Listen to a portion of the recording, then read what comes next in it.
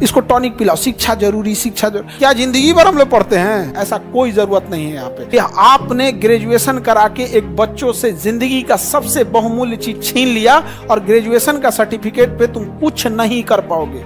कि शिक्षा का उद्देश्य संस्कार विकसित करना है, माँ बाप संस्कार सिखा के भेजे हैं। एजुकेशन क्या करता है ना, आपको आपके पास अगर जो साम्राज्य है उसे बचा के रखने में क्षमता देता है। सोचो तुम्हें पहले साम्राज्यवा तो दे, कैपिटल नहीं आ सका तो हम आग लगा देंगे डिग्री और डिग्री देने वाले दोनों में।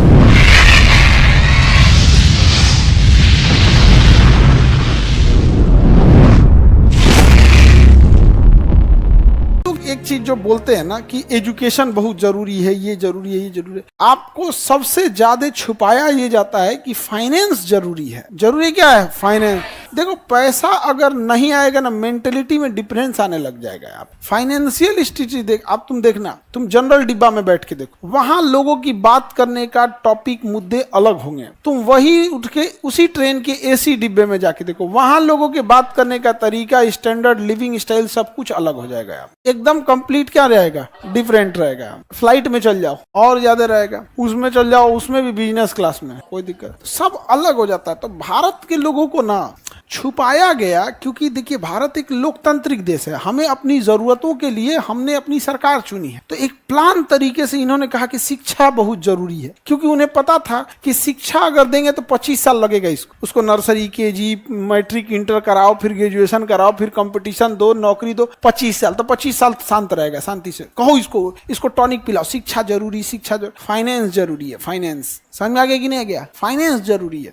फाइनेंस से आप कहीं पे भी कोई साम्राज्य खड़ा कर सकते हैं। उसे सस्टेन करने के लिए शिक्षा की जरूरत होती है। तो कोई जरूरी थोड़ी खुद ही सस्टेन करेगा यहाँ पे। तो फाइनेंस खराब कर दिया। जापान ने कहा कि ये सब नौटंकी हमारे यहाँ नहीं चलेगा, ये जरूरी है, वो जरूरी है। कपड़ा पहनना जरूरी है तो भाषण देने की क्या जरूरत है? जैसे कपड़ा पहनना जरूरी है वैसे एजुकेशन जरूरी है। क्या जिंदगी भर हम लोग पढ़ते हैं? सीखते जिंदगी भर हैं। पढ़ाई का एक उम्र होता है 20-22 साल तक में आप अपनी पूरी मेन जो स्ट्रीम एकेडमिक स्कूल कॉलेज की पढ़ाई होती है उसे खत्म कर चुके होते हैं। उसके बाद वो टोटल फोकस करता है फाइनेंस पे। तो जापान के लोगों के पास पैसे ज्यादा हैं।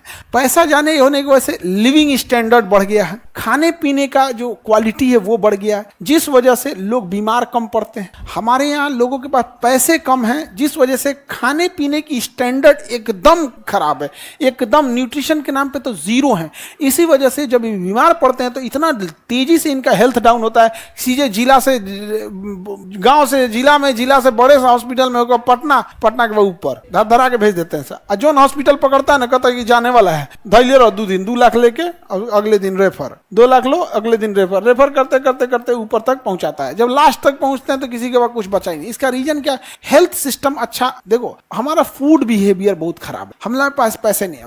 और चाइना में, सॉरी जापान में इसने बहुत अच्छा किया है। जब आप अच्छा लिविंग स्टैंडर्ड कर देते हैं ना, तो आपको हर जगह वैसे ही चाहिए। जैसे आपका घर एकदम, घर में कालीन बिछा होगा, साफ सफाई होगा, किसी घर में जाएंगे ना तो उसमें आपको कुछ फेंकने में भी अजीब लगेगा, तो तुम फेंक ही नहीं पाओगे। लेकिन क्या है कि हम लोग का स्टैंडर्ड भी वैसे ही है। जैसे घर, गरीबी की वजह से घर कैसे होते हैं, पूरे घर में कहीं फेंक दो, डस्टबिन की जरूरत नहीं है। बढ़िया घर रहता है तब ना डस्टबिन रखा जाता है कि हाँ यहीं फेंक सकते हो, यहाँ नहीं।